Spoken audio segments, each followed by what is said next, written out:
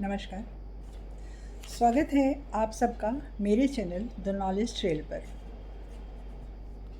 मैं अपने प्राचीन ज्ञान पर अटूट विश्वास रखती हूँ और आज रिसर्च भी हो रहे हैं उन पर। बहुत सी चीज़ों पर रिसर्च हो रहे हैं। साइंस आज हमारे प्राचीन मंत्रों पर, यंत्रों पर, उसके इफ़ेक्ट पर और ग्रंथों पर, हर चीज़ पर आज साइंस रिसर्च कर रहा है जितना उससे पॉसिबल है और उसके प्रभाव को मानता भी है। साइंस भी मानता है कि हाँ, इन मंत्रों से या इन यंत्रों से ये इफ़ेक्ट होता है, हवन से इफ़ेक्ट होता है, धूप दीप से भी प्रभाव पड़ता है। हर चीज़ को आज साइंस मान रहा है और रिसर्च तो चल ही रहा है।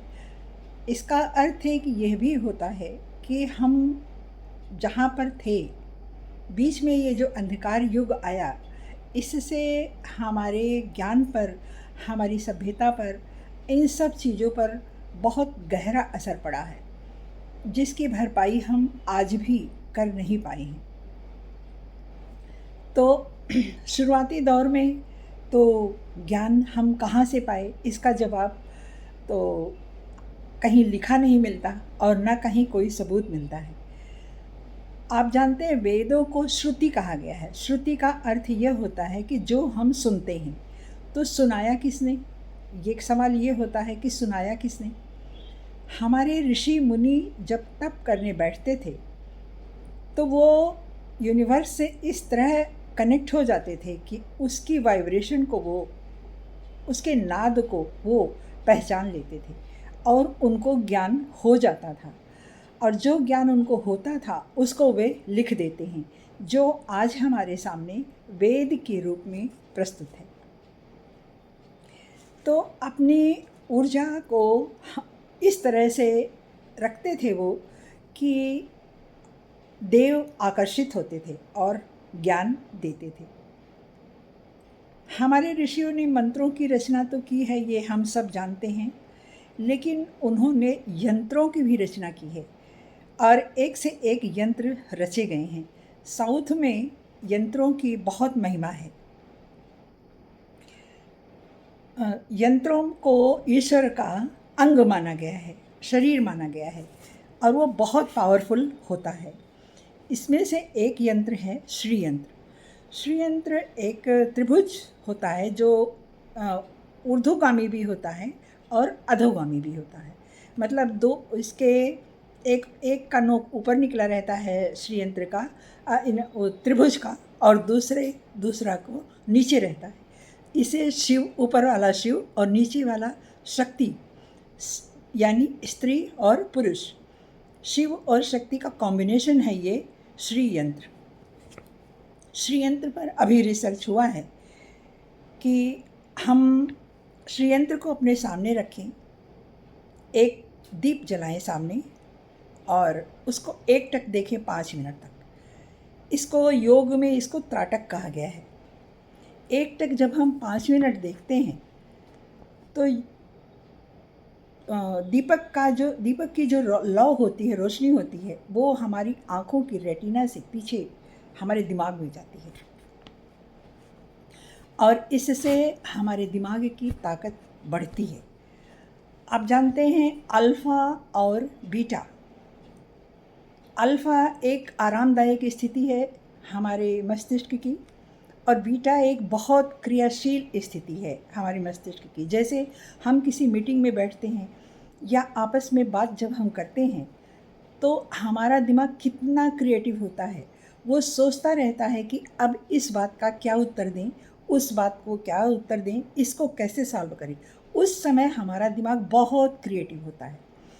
तो शांत रहना और क्रिएटिव रहना, दोनों स्थिति बनती है त्राटक से, श्री यंत्र के त्राटक से।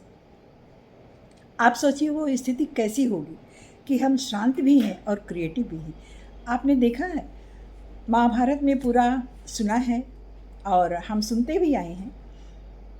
अब बहुत बड़े बड़े लोगों को आपने देखा भी होगा कि वे कितने शांत रहकर कितने बड़े बड़े काम कर लेते हैं। उनके चेहरे पर कभी कोई शिकन तक नहीं आती है, और इतने अच्छे से हंसते हैं और खुश रहते हैं और अपने काम भी कर लेते हैं। इसी तरह श्री कृष्ण ने कितने आतताइयों को मारा, कितने राक्षसों का संहार किया। पूरा महाभारत का युद्ध कितनी शांति से वो कर गए। चेहरे पर कहीं उनके कोई शिकन नहीं दिखी, ना कभी वो उदास दिखे। एक स्मित मंद मुस्कान हमेशा चेहरे पर रही है। और जबकि कितने आप उनके जीवन की स्टोरी को सुनिए या पढ़िए, उनके जीवन में कितना कष्ट था। पैदा होते ही माँ छूट गई, उसके बाद मामा, अपना सगा मामा ही जान लेने पर उतारू था। कितने राक्षसों को उसने भेजा। खैर, ये बात दूसरी तरफ जा रही है। हम बात कर रहे हैं श्रीयंत्र और त्राटक की। तो मैंने उदाहरण दिया कि श्री कृष्ण के जीवन को जब हम देखें तो हमें यही समझ में आता है कि उनके दिमाग में अल्फ़ा और बीटा का बहुत अच्छा संतुलन था, जिसे आज हम बीटा और अल्फ़ा के नाम से जाते हैं। तो वो है बहुत बड़े बड़े काम और शांति, दोनों का संतुलन कितना अच्छा था, कितना बढ़िया था। बताइए, शांताकारम भुजंग शयनम पद्मनाभम सुरेशम। तो आप सोचिए कि इतने शांत कि भुजंग के आसन पर हैं, फिर भी शांत, एकदम ध्यान मग्न, कोई चिंता नहीं। उनकी निद्रा योग निद्रा, जो पूरे ब्रह्मांड का जो चिंतन कर सकता है, कैसा दिमाग रहा होगा। तो ये स्थिति होती है बीटा और अल्फ़ा के आने से, और ये स्थिति बनती है त्राटक करने से, श्रीयंत्र के त्राटक से, और किसी से नहीं और कहीं से नहीं। त्राटक तो बहुत लोग करते हैं, लेकिन श्रीयंत्र के त्राटक से ये स्थिति हमारे दिमाग की बनती है। तो हम अपनी क्रियाशीलता को बढ़ाने के लिए और शांत रहने के लिए श्रीयंत्र के सामने 5 मिनट रोज़ हम त्राटक करें, और इससे बदलाव हमें खुद समझ में आएगा। तो धन्यवाद आप सबको, और इसे सुनिएगा, ध्यान से सुनिएगा और कीजिएगा, ज़रूर कीजिएगा। क्योंकि मैं चाहती हूँ कि हमारे देश के युवा या हमारे देश के जो बुज़ुर्ग हैं, आज चारों तरफ देखिए बड़ी असंतुष्टि और बड़ी उथल पुथल हर जगह देखने को, हर घर में देखने को मिलती है। ये स्थिति जिनकी आदत है वो तो कर ले जाते हैं लेकिन जो लोग नहीं सहन कर पाते, जो शांत दिमाग के हैं, वो परेशान होते हैं। तो इस तरह के वीडियो लाने का मेरा मकसद यही है कि जो देखे वो अपने दिमाग को मजबूत बना सके। धीरे धीरे होगा, मगर होगा।